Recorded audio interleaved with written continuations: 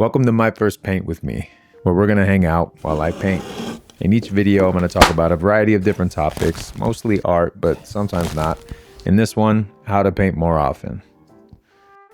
And when I say me, I'm talking about this guy, me. My name is Darren, and I'm a self-taught oil painter. Let's begin. I had a down year last year in regards to painting output. I just wasn't able to paint often. You know how it is. Life just happens sometimes. Sometimes it's work-related things that get in the way, personal, or even better, a combination of both. But it led me to searching for different ways that I could paint more often. So whether you're a full-time, part-time, or a hobbyist artist, I'm sure you've had moments where you felt like you just weren't painting enough or wanted to find ways to paint more often. So I wanted to share the 5 ways that I've been able to paint more this year while painting 2 paintings. And in no specific order or ranking, the first is buying paint pads or sketch pads like the one I'm using here. Obviously, using an easel and a canvas is the traditional route, but there is just something much more casual about doing some quick painting work on a sketch pad like this.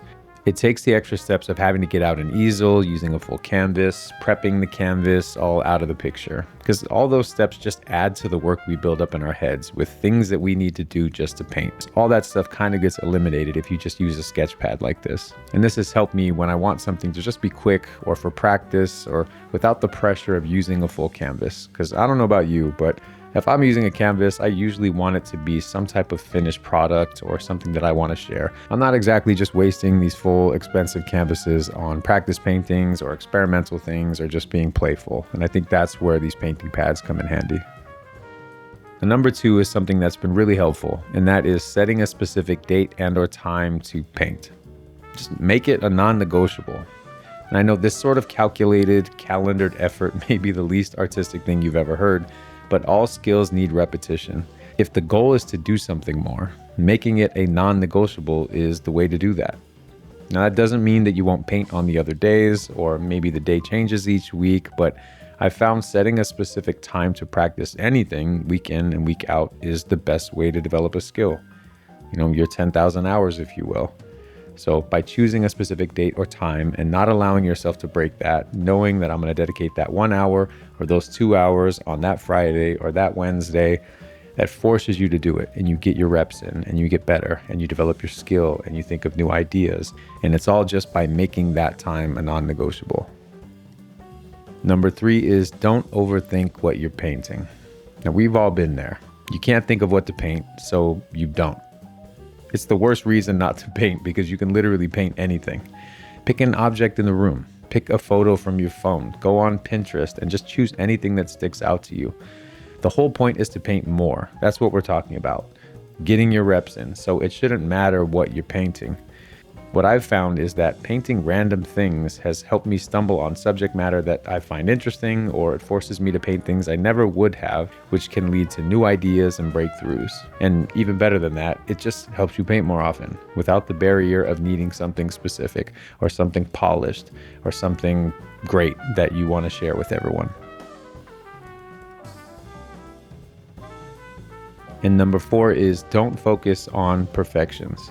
So similar to the free, playful feeling of using a paint pad, I think going into every painting needing it to be perfect or polished or meaningful can prevent us from painting more often. I've been guilty of wanting paintings to look a certain way or to have some type of deep meaning.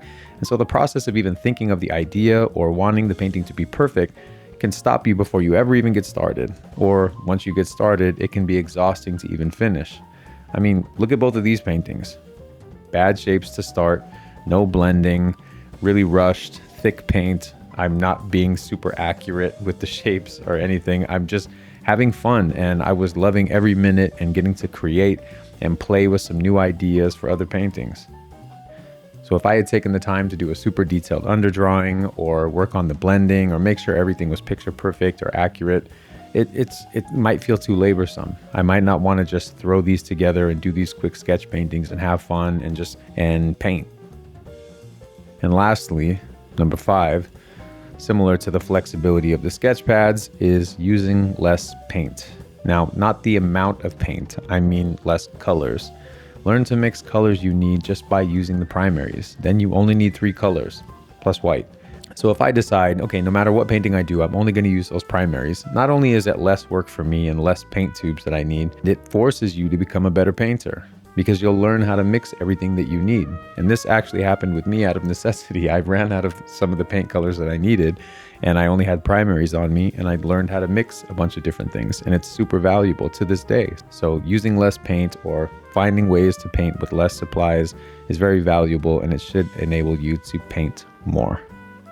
Anyway, thanks for watching my first paint with me. I hope some of this information was helpful. We're all trying to find ways to paint more often. In my case, these two paintings were both done in about an hour to hour and a half. I didn't have a lot of time, and so the sketch pad came in clutch.